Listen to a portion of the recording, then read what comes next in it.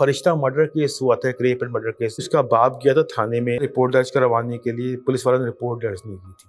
फिर वो दोबारा गया तो पुलिस वालों ने उसके बेटे थाने के काम करवाए, सफाई करवा ली। फरिश्ता मर्डर केस में पुलिस ने एक बंदे को पकड़ा था। उस बंदे ने जो है ना ट्रायल से जेल जाते हुए एक लेटर बाहर फेंका था। वो लेटर इत्तेफाक से मिल गया था मुझे। उसमें उसने लिखा था कि मैं इस केस में इन्वॉल्व हूँ, मुझे गलत फंसाया गया। मेरे पास एक एनॉनिमस लेटर आया। एक यूके नेशनल था, यूनिफॉर्म पर्सनल था उनका, इस्लामाबाद उसने लैंड किया 1989 में। चकवाल जा रहा था, उसने टैक्सी हायर की। जब भी चकवाल जाने लगे ना तो रास्ते में जो है ना समहाउ टैक्सी ड्राइवर का मर्डर हो गया। अलवी साहब भी एलीट फोर्स हेड थे और कुछ ऐसी बातें भी कही थी जिसकी वजह से बहुत से लोग खतरे में आ गए थे। मिलिटेंट जो है ना वो बड़ा वेपन इस्तेमाल किया करते थे, SMGs वगैरह और ये वो। इनके मर्डर में जो ना पिस्टल वगैरह यूज हुई थी। इस केस के मुल्जिमान पकड़े गए थे और बड़ा इंटरेस्टिंग केस था मुल्जिमान पकड़े जाने का। बालाकोट में तंदूर पे हमला हुआ था, वहाँ पे 2 बंदे मरे। कभी कंफर्मेशन नहीं आई ऑफिशियली। नसीरुद्दीन हक्कानी मारा गया है। इसी दौरान ना मुझे एक बंदे ने बुलाया, एक अफसर ने, उन्होंने मुझे एक चीज निकाल के दी। ये लो, एक रिपोर्ट थी नसीरुद्दीन हक्कानी की बालाकोट में इस डेथ हुई। मैंने कहा सर ये आप क्या दे रहे हो, मुझे पता है। ये क्या दे दिया, ये नहीं यार, ये खुदा का वास्ता, ये मतलब। इस्लामाबाद में ना ऑनर किलिंग बहुत होती थी। बच्ची थी, मेरा टीनेजर ही थी, किसी लड़के से दोस्ती वगैरह हो गई, उनके फिजिकल रिलेशन हो गए तो प्रेग्नेंट हो गई थी बच्ची। वो खबर चली कि ना सुसाइड कर ली उसे लटक के ना, तो वो उस पर कुछ इश्यूज थे कि ना भी ये सुसाइड नहीं है।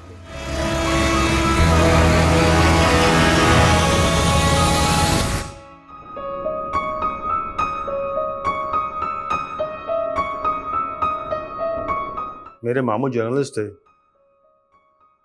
वालिद साहब की मेरी डेथ हो गई थी 2002 में। तो मैं उस वक्त एक मार्केटिंग की जॉब किया करता था। ऐसी गपशप के दौरान उन्होंने पूछा क्या कर रहे हो, क्या करना चाहते हो, तो मैंने बातें की उनसे। तो जब उन्होंने मेरा पॉइंट ऑफ व्यू सुना तो उन्होंने कहा कि तुम जर्नलिस्ट क्यों नहीं बन जाते, क्राइम रिपोर्टर क्यों नहीं बन जाते। तो मैंने कहा कर लेते हैं, कोई मसला नहीं है। तो बस वो फिर वो चले गए थे, इस्लामाबाद वापस आ गए थे। हम लोग कराची में रहा करते थे सब। तो मेरे ख्याल से 1-8 महीने के बाद उन्होंने कॉल की कि मेरे पास एक रिपोर्टिंग की जगह खाली है, अगर तुम चाहो तो कर लो, लेकिन तुम्हें ट्रेनिंग करनी पड़ेगी पहले और प्रूव करना पड़ेगा तुम जॉब कर सकते हो कि नहीं कर सकते। मेरे वालिद साहब का जिस दिन 40वां था, उससे मेरे ख्याल से 40वें के अगले रोज़ मैं इस्लामाबाद आ गया था निकल के। और फिर ट्रेनिंग की थी 6 महीने की, इंटर्नशिप की थी, फिर आहिस्ता आहिस्ता काम करना शुरू किया। लेकिन फॉर टाइम बिंग जब चीज़ें करते रहे तो फिर थ्रेट बहुत ज़्यादा आई। अभी रिसेंटली पुलिस वालों ने मुझे डराने के लिए सिर्फ मेरी बेटी की स्कूल वैन को रोक लिया।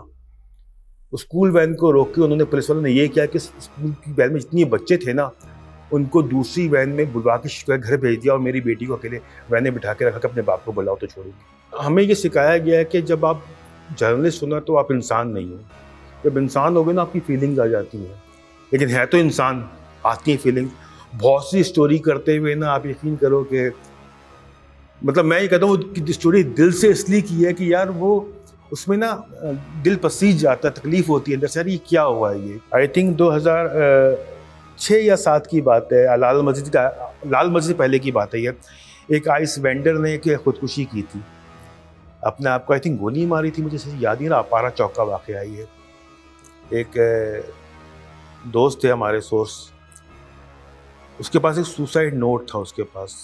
उसने मुझे सुसाइड नोट दिया और उसने मुझे ये कहा था, मनोवर ये सुसाइड नोट जिस पुलिस वाले ने पढ़ा ना उसकी आंखों में आंसू आ गए। और मैंने ही पढ़ा, वाकई में वो बहुत ही, वो बेचारा उस वक्त ना, महंगाई अभी बहुत है, उस वक्त भी महंगाई बहुत ज़्यादा थी। उस आइस वेंडर ने भी खर्च वगैरह ले रखे थे, आइसक्रीम लगाता था, बिजली वगैरह का क्राइसिस हो गया था, काफ़ी चीज़ें हो गई थी। तो वो बहुत ही जो है प्रॉब्लम में आ गया था, बहुत उसका खर्च वगैरह चला गया था।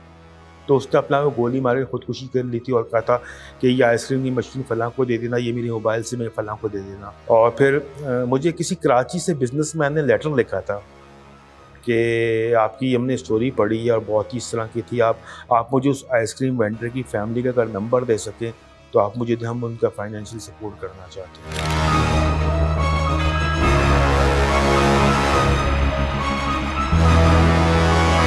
फरिश्ता मर्डर केस हुआ था, एक रेप एंड मर्डर केस। किसी ने उसको जो है ना अगवा करके रेप करके साथ ही इलाके में फेंक दिया था। उसका बाप गया था थाने में रिपोर्ट दर्ज करवाने के लिए, पुलिस वालों ने रिपोर्ट दर्ज नहीं की थी। फिर वो दोबारा गया तो पुलिस वालों ने उससे उसके बेटे थाने के काम करवाए, सफाई करवा ली, फर्नीचर, तो हद होती है ये।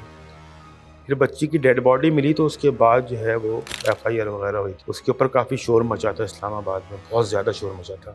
उसके ऊपर एक जुडिशल इंक्वायरी ऑर्डर हो गई थी। सॉरी टू से, आज तक मुझे 22 साल हो गए जर्नलिज्म में, जितनी भी इंक्वायरी, जुडिशल इंक्वायरी हुई हैं, जब भी पनिशमेंट मिली है, सज़ाएँ मिली हैं, वो सिर्फ रैंकर्स को मिली हैं, एक्स रैंकर को मिली है। PSP आज तक नहीं फंसा। फरिश्ता मर्डर केस में उस जो जुडिशल इंक्वायरी हुई थी उसमें DSP, SHO और IO वगैरह सस्पेंड, डिसमिस भी हो गए थे, ऑल्दो बाद में वो बहाल हो गए थे। उस इंक्वायरी में उस वक्त के IGP को, DIG को, AIG ऑपरेशंस को एक्यूज़ किया गया था कि इन लोगों ने मैनिपुलेट किया है केस को, इन्होंने बैक डेट ऑर्डर्स निकालने अपनी स्किन बचाने के लिए। इस किस्म के ऑर्डर्स निकाले थे, कार्रवाई क्यों नहीं हुई कि ना आप ये साबित करने के लिए कि हमें ही पता था और हमने इसके ऊपर ऑर्डर पहले से कर दिए थे। ये जुडिशल इंक्वायरी रिपोर्ट में लिखा हुआ है, लेकिन जुडिशल इंक्वायरी रिपोर्ट में उनके खिलाफ कोई कार्रवाई के लिए नहीं कहा गया, कोई सज़ा के लिए नहीं कहा। इवन जो है उस वक्त पुलिस की हरकतें ऐसी थी कि उसके बाप ने नेशनल प्रेस क्लब में प्रेस कॉन्फ्रेंस करनी चाहिए तो उस वक्त के IGP और पुलिस ने उसको वहाँ से अगवा करवाया, प्रेस कॉन्फ्रेंस नहीं करनी। और फिर उसके बाद कोई IG पुलिस हेडक्वार्टर्स में कोई IG का खिताब था उस वक्त के, उसने बाकायदा उससे ज़बरदस्ती पुलिस जिंदाबाद के नारे लगे। इस दौर में जो थे थानों के अंदर कैमरेज लगे हुए थे, CCTV कैमरेज जो CPU पे लिंक थे और सेफ सिटी पे लिंक थे। तो मैंने इस पर एक स्टोरी की थी कि वो जो बाप थाने में आया है कंप्लेन लेके, उसकी FIR नहीं हुई है और जो थाने में उसके साथ जो उन्होंने कहा कि सफाई करो और ये करो, तो वो तो कैमरे में आ गया है।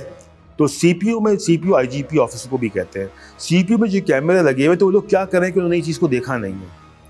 अच्छा, मैंने ये स्टोरी की ना, मतलब ये इतने बेवकूफ़ लोग हैं पुलिस वाले के, लिखने से पहले सोचते नहीं लिख के आ रहे हैं।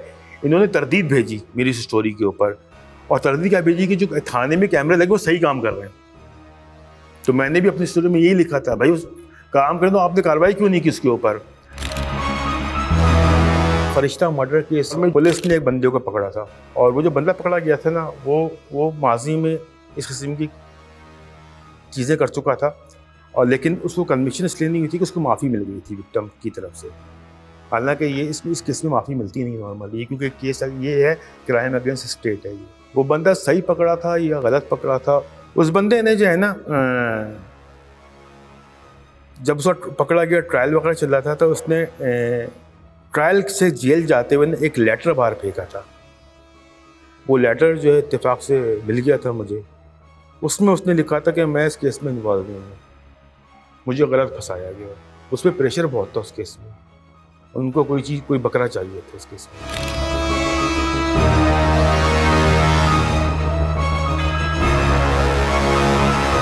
ये केस मेरे पास ऐसे आया, मेरे पास एक एनॉनिमस लेटर आया और उसमें जो है ना हाउस की जो एड्रेस लिखा था, हाउस सेक्टर E7, और कुछ भी नहीं था उसके अंदर। मैंने लेटर देखा ना, मैंने नीचे देखा, नीचे सेंटर का कोई एड्रेस नहीं था, मैंने साइड पे कर दिया। 2-3 रोज लगेंगे, 2-3 रोज ज़्यादा है। मैंने कहा पढ़ूँ तो है क्या उसके अंदर। मैंने पढ़ा तो मुझे केस इंटरेस्टिंग लगा। जब मैं उसको डिक करता गया तो मुझे ये पता चला कि एक UK नेशनल था, आई थिंक 18-17 साल का लड़का था, यूनिफॉर्म पर्सनल था उनका। वो यहाँ पे इस्लामाबाद उसने लैंड किया 1989 में। चकवाल जा रहा था, उसने टैक्सी हायर की। उस वक्त ना बड़ा वीरान इलाका हुआ करता था 89 में ना, तो टैक्सी वाले ने अपने साथ एक बंदा रख लिया करते थे हिफाजत के लिए। जब भी चकवाल जाने लगे ना, तो रास्ते में जो है ना समहाउ टैक्सी ड्राइवर का मर्डर हो गया। रिपोर्ट में ये भी लिखा हुआ था कि टैक्सी वाले ने, उसने दूसरा जो उसका साथी, उसने उसको मोलेस्ट करने की कोशिश की, तो उसने हाथापाई और फायर होकर मर गया। टैक्सी वाले की बाप की तरफ से बाद में FIR हुई थी कि ना, उसने लूटने के लिए उसको मार दिया। भाई वो लंदन सारा वो क्यों लूटेगा। खैर समहाउ उसको जो है फांसी की सज़ा हो गई। अंडर 18 को तो फांसी हो ही नहीं सकती भाई। अपील में गए हाई कोर्ट में, तो वहाँ से फांसी जो हो गई वो बदल गई लाइफ सेंटेंस में। फिर वो शरिया कोर्ट में चले गए, लाइफ सेंटेंस को फिर उन्होंने उठा के फांसी कर दी। 1989 से लेके 2006 आप हिसाब लगा लें कितने होता है, 17 साल। लाइफ इम्प्रेसमेंट इतनी साल की होती है, इससे ज़्यादा की नहीं होती। अच्छा, मुझे ये मैंने कहा यार ये वाकई में तो ये तो डबल चौपटी हो जाएगी तो ना, कि सर उम्र कैद भी काट ली और फिर फांसी भी होगी इसको। पहला प्रेसिडेंट के पास इसकी जो है ना अपील पड़ी हुई और उसको कुछ अरसे में फांसी होने वाली है। टैक्सी ड्राइवर का जो बाप था उससे कांटेक्ट हुआ, उससे रब्ता हुआ, उसने कहा कि जनाब के नहीं, हम तो पठान हैं, हम हमारे यहाँ रैयत तो नहीं होती, हम तो खून का बदला खून है, हमें तो फांसी चाहिए, मैं तो माफ़ नहीं कर रहा इसको। यूके वालों ने इधर मुशर्रफ को कॉल करके कहा था कि इसको पार्डन किया जाए, इसको छोड़ा जाए। फिर ये मुशाहिद हुसैन साहब और एक नाम याद नहीं आ रहा, वो बीच में आ गए थे, उन्होंने उसके वालिद साहब को कॉल की और मिले भी जाके, उन्होंने कहा माफ़ी कर दो, माफ़ी तो नहीं। फिर मेरी उन दो पॉलिटिशियन में से एक पॉलिटिशियन से बात हुई थी, उसने कहा वो बंदा माफ़ तो नहीं कर रहा लेकिन फांसी नहीं होगी इसको, ये आप लिख लो। एक दिन मैं ऑफिस आया तो मुझे पता चला कि बंदा चला गया। बंदा लाहौर कोट लखपत पे था। वो मैंने रैंडमली फ़ोन किया अडियाला जेल में, किसी से मेरी बात हुई, उसने कहा सर आपकी स्टोरी हम पढ़ रहे थे, आप पहले फ़ोन करते हैं, मैं बता रहा वो चला गया सर। वो इस दौरान मैं यूके हाई कमीशन से भी कांटेक्ट में था और उस वक्त जो है ताहिर का भाई अमजद नाम था, वो भी आया हुआ था, उससे भी कांटेक्ट होला। फिर मैंने यूके हाई कमीशन के एक ऑफिशियल को फ़ोन किया, डिप्लोमेट को, उसने कहा कि मैं आपको अश्योर करता हूँ कि उसको जहाज़ में बैठा, और उस वक्त जो लंदन की फ़्लाइट थी वो जा चुकी थी। तो फिर वो एक स्टोरी थी ताहिर मिर्ज़ा की। तो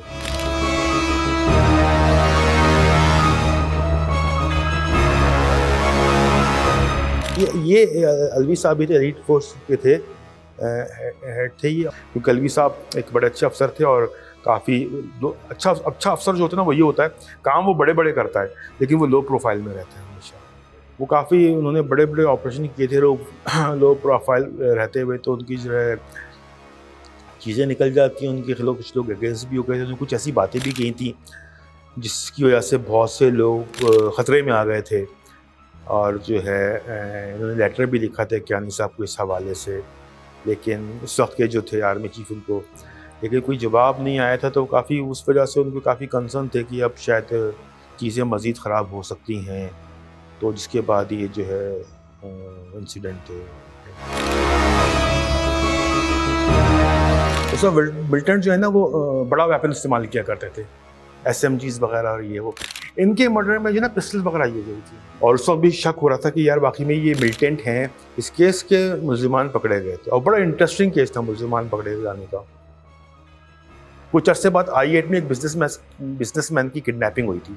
किसी ने किडनैप होते हुए देख के पुलिस को अलर्ट किया उसने, और जब ये किडनैप करके इनको लेके बेहोश किया था इनको और गाड़ी की डिक्की में रख के लेके जा रहे थे।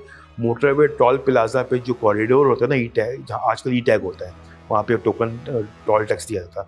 तो वहाँ पे जब कॉरिडोर में पहुँचे ना तो गाड़ी लगा के पुलिस ने कॉरिडोर को ब्लॉक कर दिया था, और एक बंदे ने अपना तारुफ सर्विंग मेजर करवाया गाड़ी वाले ने। पुलिस वाले आ गए भाई, उन्होंने कहा नहीं तलाशी लेंगे गाड़ी की, तो कॉल चली हुई है। तलाशी ली तो बंदा उसमें से वो बिजनेसमैन रिकवर हो गया, पुलिस के हवाले कर दिया। वो इंटरोगेट किया तो पता चला उस बंदे ने ये कन्फेस किया ड्यूरिंग इंटरोगेशन के ये अलवी साहब के मर्डर में शामिल था। और फिर बाद में जो इनका हाई प्रोफाइल केस हो गया था बहुत, तो फिर पुलिस ने, अडियाला वालों ने, इस्लामाबाद पुलिस ने कोर्ट को 80 एंटी टेररिज्म कोर्ट में केस चल रहा था, रिक्वेस्ट की थी कि मुल्ज़िम को जो है वो ट्रांसपोर्ट करने में बड़ा रिस्क है, हमला हो सकता है, तो आप उसका जेल ट्रायल करें। आप इसका जो मुल्ज़िमान पकड़े गए थे उन्होंने ये माना था, उसका कोई भाई था, वो भी कोई ऑफिशियल था किसी उसका यूनिफॉर्म फोर्स का, मुझे याद नहीं आ रहा किस फोर्स का था। वो निकल के ना उसने मिलिटेंट ग्रुप ज्वाइन कर लिया था और वो एक ऑपरेशन में मारा गया था। तो वो उसका जो था ना वो बदला था। वो ये चीज़ सामने आ रही थी कि जो अलवी साहब पे जो अटैक जो हुआ था वो ये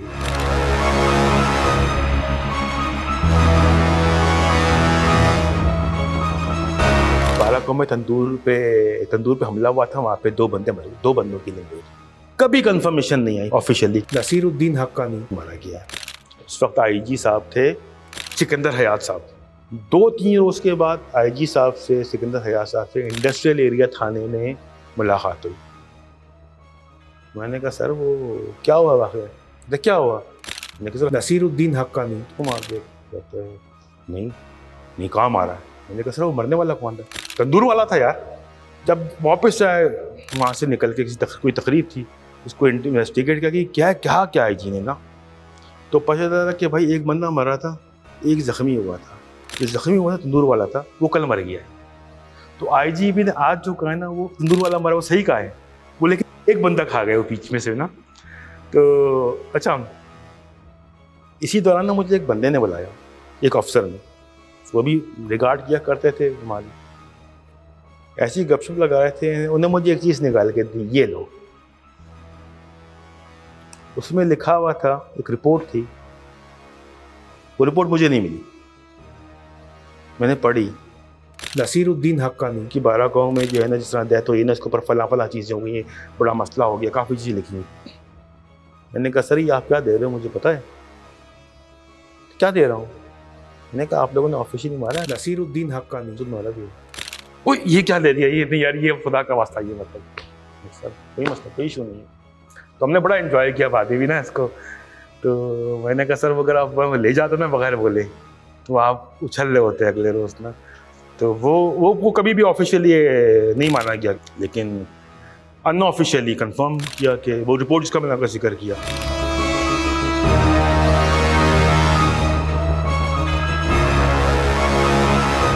इस्लामाबाद में एक गांव है डोरे, बिल्कुल एच पे, वहाँ पे मैं आप नहीं जा सकते। हुआ ये कि 2 पुलिस वाले थे, पेट्रोलिंग स्टाफ थे, उन्होंने किसी को इंटरसेप्ट किया, मनशियात फरोश निकले वो लोग, वो भागे, उनको चेस करते हुए डोरे गांव पहुंच गए। ये चेस करते हुए नहीं गए थे, ये अपना हिस्सा लेने के लिए गए थे, और कुछ हिस्से के ऊपर कुछ अमाउंट पे कुछ प्रॉब्लम हुआ था। वहाँ पे गांव वालों ने उनको घेर लिया और उनको किसी चारदीवारी में घेर लिया उनको, और पत्थर मार के स्टोन टू डेथ। इतनी बेदर्दी बेरहमी से मारा। अफसोस होता है कि किस बेरहमी से। बाद में कुछ बंदे पकड़े गए थे, उनका ट्रायल भी हुआ था, लेकिन गांव अभी भी एग्जिस्ट करता है। मैंने स्टोरी करना शुरू की ना, तो मुझे पता चला कि डोरे गांव गढ़ है मनशियात के, इस्लामाबाद सबसे बड़ा गढ़ है, और आज से नहीं है, ये 18वीं सेंचुरी से, पार्टीशन से पहले से। जो केपी की अफगानिस्तान से नारकोटिक्स चलती है वो यहाँ पे आके रुकती है, पार्टीशन से पहले से। फिर आगे ये पंजाब और आगे डिस्ट्रीब्यूट होती है। सुकून तो राज नहीं ना में, मैं और हमारे फोटोग्राफर चले गए वहाँ पे डोरेगा, जान बचा के वापस आती, सच्ची सी बात है। मस्जिद में थोड़ी देर पनाह ली थी, कहते हैं मस्जिद में पनाह मिल जाती है, लेकिन हमें एहसास है कि हमें मस्जिद में पनाह नहीं मिलेगी। मतलब हम जब एंटर हुए ना, तो आंखें और लोग हमें ताक़ुब में थे। ठीक है, मतलब हमें किसी से बात करने की भी हिम्मत नहीं है। तो अब अभी जो पुलिस की जो आजकल कैंपेन चल रही है, नशा अब नहीं, तो पहले इजाज़त थी क्या? हर आईजी ने आके, हर इंटीरियर मिनिस्टर ने आके चूरन बेचा है। इस चूरन का मौजूद एक एसएसपी है जो आजकल डीआईजी लगा है। सही है, तो उसको नहीं पता डोरे गाँव में क्या हो रहा है, या 18 और 12 गाँव में क्या हो रहा है। यहाँ पे क्यों नहीं छापे मारते आप?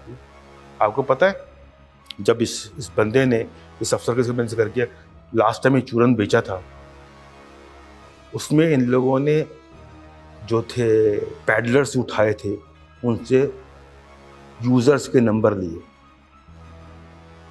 यूज़र से नंबर, जिसमें ख़वातीन लड़कियाँ यूनिवर्सिटी के लेके नंबर लिए, उनको टेलीफोन किए, और फिर उन्होंने जो मज़मूम मकासद, तो घटियापन था ना, वो मैं जिक्र नहीं कर रहा था कैमरे में कि उन्होंने क्या क्या हासिल किया इसके ऊपर।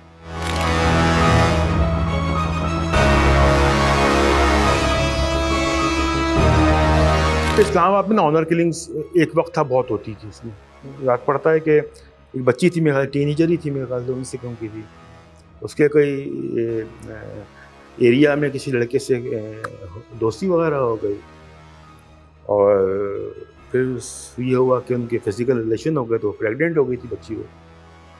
जब प्रेग्नेंट हुई तो घर वालों को पता चला, वो घर से चले गई, उस लड़के के घर चले गए।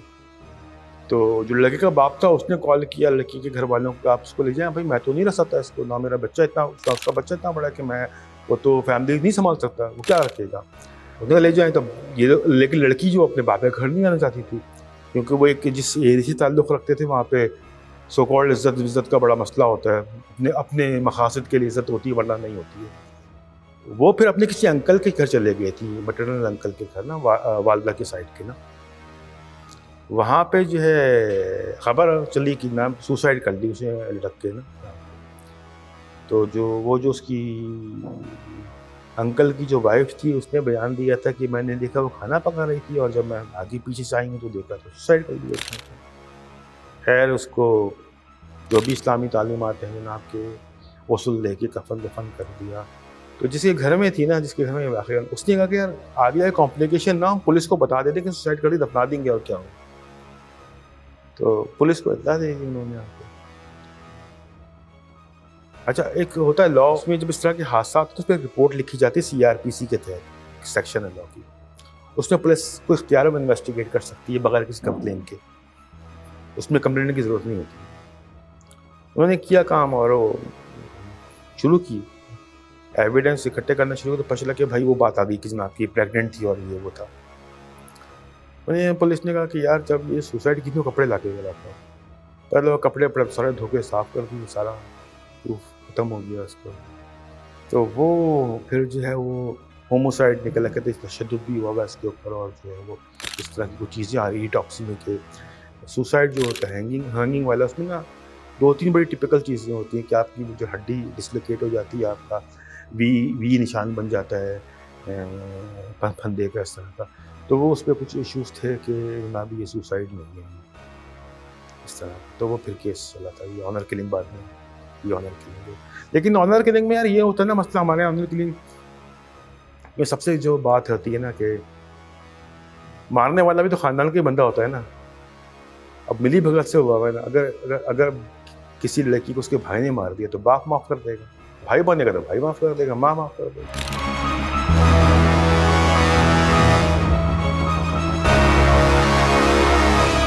तो इस्लामाबाद में जो है ना, जो ये इल्ज़ाम लगता रहा है कि जो बड़े बड़े बिजनेस डेवलपर हैं ये कब्ज़ा करते हैं, और कब्ज़ा करने के लिए बंदे फारग भी करते हैं। 2006, 5 या 7 की बात है, यहाँ पे ये सिहाला की तरफ कोई इंसिडेंट हुआ था। ज़मीन पे कब्ज़ा करने की कोशिश थी 2 बड़े डेवलपर के दरमियान, और उस दौरान जो है ना फायरिंग में एक बंदा मर गया था, सिक्योरिटी गार्ड, एक डेवलपमेंट कंपनी का ना। मुझे याद है आज भी इस तरीके से, जब ये कब्ज़े की कोशिश तो बंदा हुआ था, तो ये खन्ना की थी। यहाँ पे पुलिस, एक SP साहब उस वक्त के पूरा ATS और रिज़र्व लेके बैठे हुए थे कि जब जो डेवलपर को जिनकी हिमायत हासिल है पुलिस की, अगर वो हमें सिग्नल देंगे तो हम उनकी मदद के लिए पहुँचेंगे। तो वो पहुँचे भी थे बाद में।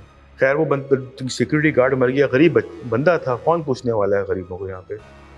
तो उस मर्डर को छुपाने के लिए, मैनिपुलेट करने के लिए बड़े एफर्ट्स किए, बॉडी हटा के किसी नाले वगैरह में फेंक दी। उसकी जो वाइफ थी विडो, वो बहुत एक्टिव रही उसमें, वो खटखटाती रही दरवाजे, होते होते वो पीछे सुप्रीम कोर्ट पहुँच गई। सुप्रीम कोर्ट ने उसके ऊपर एक जुडिशल इंक्वायरी दी थी, की ऑर्डर की थी। अगर मैं भूल नहीं रहा हूँ तो शायद एडिशनल सेशन जज थे मजहर, आई थिंक उनका नाम था। उन्होंने इंक्वायरी की थी, और क्या इंक्वायरी की, मज़ा आ गया पढ़ के। मुझे एक दोस्त का फ़ोन आया कि तुमसे मिलना है। मैंने कहा मिल लेते हैं सर, इतवार का दिन था मेरे ख्याल से। उन्होंने कहा मोबाइल छोड़ो, मेरे घर आ जाओ। मैं गया, उन्होंने कहा ये लो खामोशी से, ये गोल्ड माइन है, और जाओ यहाँ से, राब्ता नहीं होगा अगले कुछ हफ्तों तक। मैं चला गया। उसमें उस इंक्वायरी में उसने बताया, साबित किया कि जो 3 बड़े डेवलपर हैं पाकिस्तान के, सब कब्जा माफी। उसने ही साबित किया। उसने बताया कि ये डेवलपर के साथ पुलिस, रेवेन्यू डिपार्टमेंट और कुछ लोअर जुडिशरी के लोग किस तरह इनके ज़ाती मुलाजमीन बन के काम करते हैं कि इनके कब्जे में इनकी मदद करें। इंक्वायरी रिपोर्ट जो है ना, मैंने आज तक संभाल के रखी हुई है, और वो अक्सर लोग मुझसे मांगते पढ़ने की, अभी भी, जिनको नहीं पता।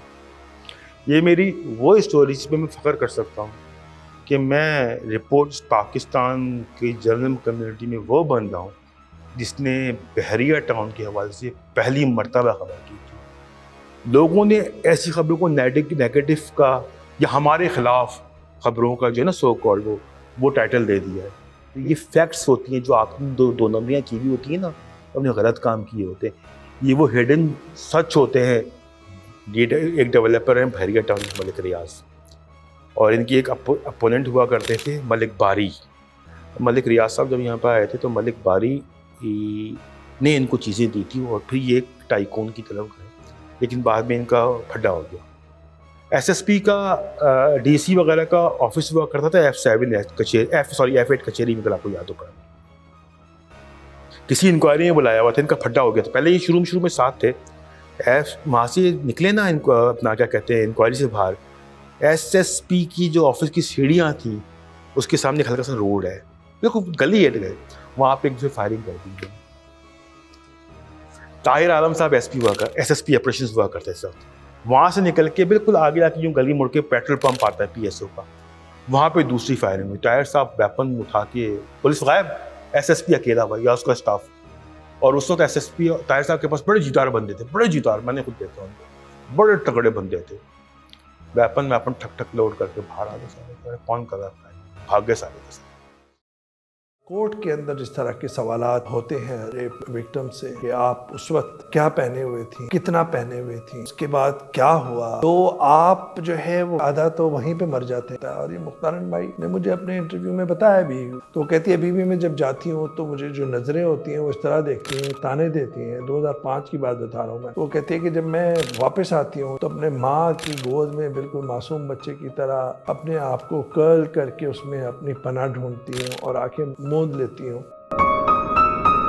जब मैं इंटरनेशनल एनजीओ के गेस्ट हाउस में था तो रहमान बाबा जो मुझे खाना देता था, उसने कहा कि साहब आप बाहर निकले हो हिंदू चौक पे। मैंने कहा नहीं। कह रहा आप जाओ मिलो। तो बड़ा उनको मसला है, उसने बताया ही नहीं मसला। नवाज शरीफ का किस तरह के शेप बढ़ी हुई है, आंखें सुर्ख हैं। शहबाज शरीफ जो है उनके भी शेप बढ़ी हुई है और उन्होंने नॉन गिल्टी कहा। सिक्योरिटी फोर्सेस का तरह से पैरा था। नवाज शरीफ, शहबाज शरीफ को और उनके रुखफा को ये जो कैद थे लेकर आया जा रहा था कि उनके खिलाफ इल्ज़ाम पड़ा जाएगा। पहली जो उनकी बड़ी बेगम शहबाज शरीफ की नुसरत, काफ़ी उनकी हालत गैर हो गई जब सज़ा सुनाई।